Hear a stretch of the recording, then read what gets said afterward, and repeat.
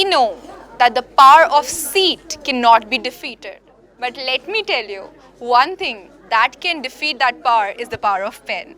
Hello ladies and gentlemen, I Shreya Katyal welcome you all to today's talk. I'm standing at Marwa Studios and today I'm in conversation with a senior journalist, Mr. Rajesh Badal. So let's talk to him and get inspired. Hello sir, welcome to Marwa Studios today. Thanks a lot. Thanks a lot.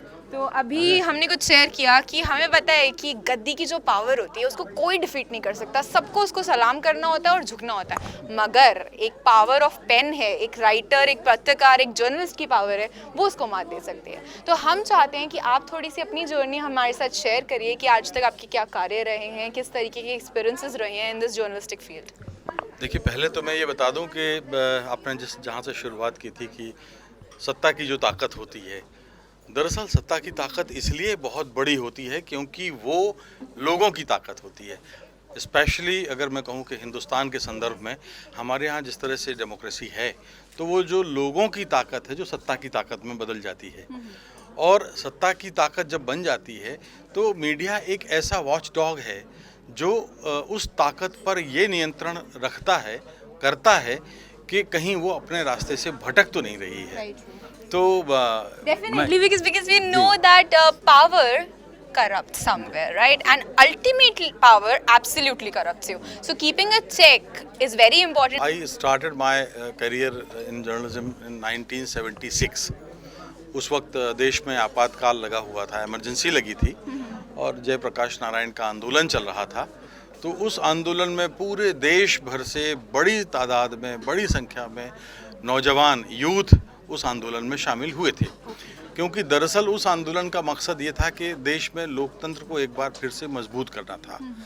तो मेरी शुरुआत वहाँ से हुई थी. उसके बाद मैं ज़िला स्तर पर एक रिपोर्टिंग में था, रिपोर्टिंग करता था और पीटीआई, यूएनआई, दैनिक जागरण और नई दुनिया, इंदौर, नवभारत टाइम्स, इधर से मैंने शुरुआत की थी. और शुरुआत बड़े एक ऐसे स्ट्रगल से हुई थी जो जर्नलिस्ट को जानना बहुत ज़रूरी है. बहुत संक्षिप्त में 1 मिनट में आपको वो कहानी सुना देता हूँ कि एक लड़की के साथ एक दुष्कर्म की घटना हुई और उसके आरोपी जो था वो एक पुलिस वाला था.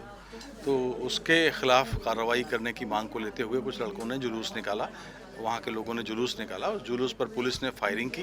फायरिंग में कुछ लोग गोली के शिकार बने और उसके बाद उस घटना की मजिस्ट्रेटी जांच हुई.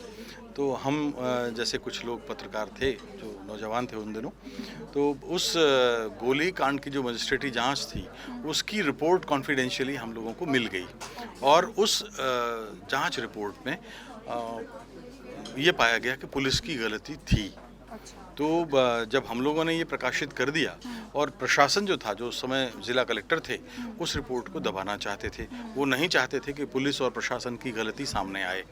तो किसी तरह से मतलब एक तरह से काइंड ऑफ लीप अप होती. हाँ, तो जैसे ही आया तो सरकार एक्शन में आई. सरकार ने जवाब तलब किया तो वो हम सारे जो पत्रकार थे हमारे उत्पीड़न के खिलाफ हो गए. हमको जान से मारने की धमकी दी जाने लगी, हमारे खिलाफ मुकदमे होने लगे, हमारे घरों पे रेड्स होने लगे और हम लोग बहुत इस तरह से प्रताड़ित हो गए कि लगता था कि अब जीना मुश्किल है. तो उसके बाद हम लोगों ने राज्य सरकार, स्टेट गवर्नमेंट के सामने गए, वहाँ कई दिन तक धरना दिया और फाइनली विधानसभा में इस मामले की जुडिशियल इंक्वायरी का ऐलान हुआ. मैं आपको बता दूं, भारत की आज़ादी के बाद से ये पहला मामला है जब प्रेस को टॉर्चर करने के बारे में कोई जुडिशियल इंक्वायरी हुई है. अब आज तक कभी नहीं हुई. ये जुडिशियल इंक्वायरी हुई और करीब 2.5-3 साल तक ये इंक्वायरी कमीशन चला. उसमें हम लोग जीते, हमारा पक्ष सही पाया गया और ज़िला कलेक्टर को दंडित किया गया. और इंडिया में 47 के बाद कभी ऐसे नहीं हुआ कि प्रेस फ्रीडम को लेके एक मामले की 2 सेमी जुडिशियल इंक्वायरी हुई हो. एक तो न्यायिक जांच आयोग कर रहा था, जुडिशियल कमीशन था, दूसरा प्रेस काउंसिल ने सुओ मोटो एक्शन लिया था. आपकी जर्नी बहुत ही एक्सपीरियंशियल रही है, इतना सारा आपको एक्सपीरियंस है, आपने बहुत सारे डीप टॉपिक्स को टच किए, डीप एक्सपीरियंसेस फील करें, रियलाइज़ करें, बहुत करीब से देखा आपने इस फील्ड को. तो अभी कुछ चीज़ें हम चाहेंगे कि आप शेयर करें अब जवाहरलाल नेहरू जी के बारे में भी, क्योंकि आज हम सेलिब्रेट भी वही कर रहे हैं कि we are remembering him through our ICMEI's forum, Pandit Jawaharlal Nehru forum, और उनकी 55th डेथ एनिवर्सरी भी है. तो हम चाहते हैं कि आप उनको क्या वोट देना चाहेंगे, जानना चाहेंगे हम ये चीज़.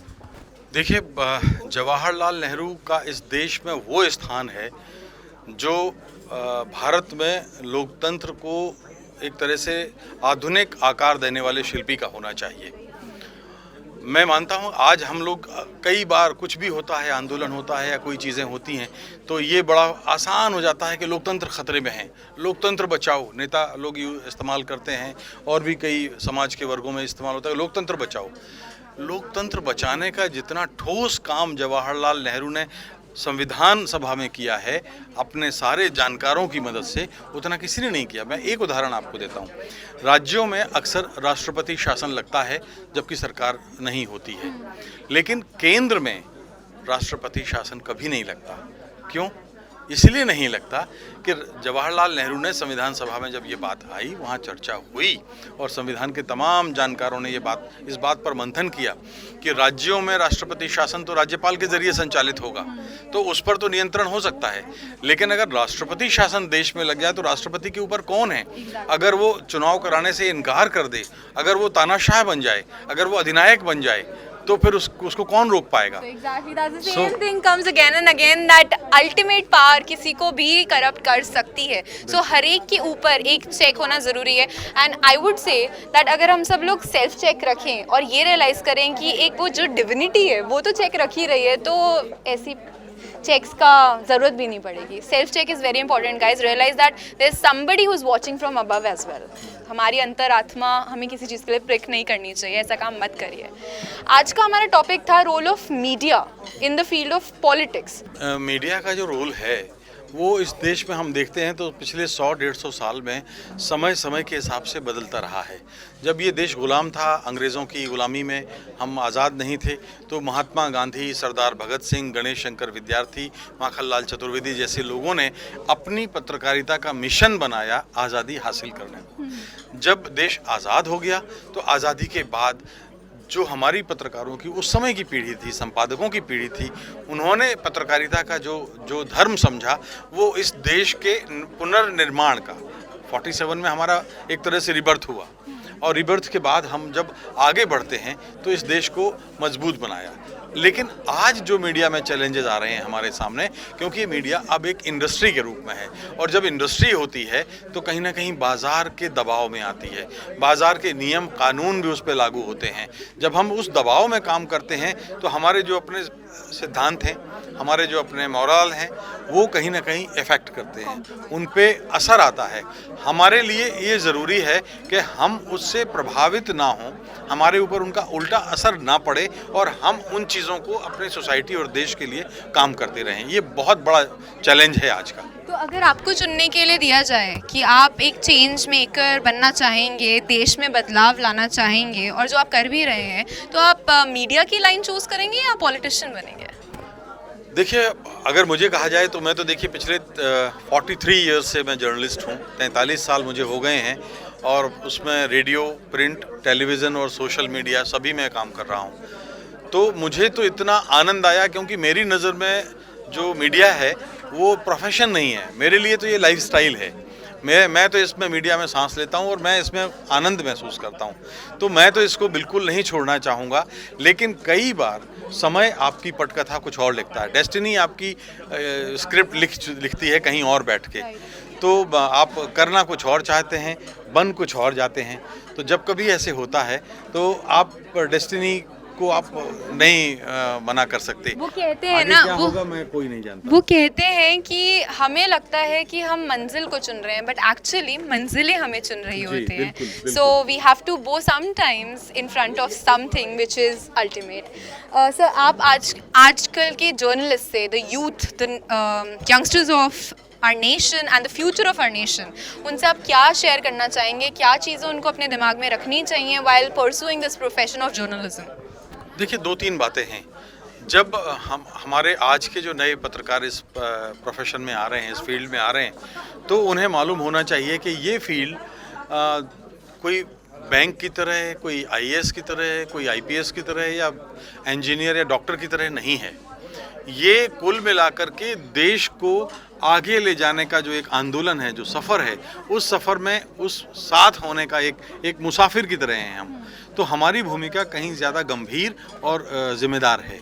इसलिए ध्यान रखना उनको ये चाहिए कि हम एक तो देश को पढ़ें, समाज को पढ़ें, समाज की ज़रूरतें और चुनौतियां हैं उनको पढ़ें, और इसके लिए ज़रूरी है कि हमारा पढ़ने की आदत नहीं छूटना चाहिए।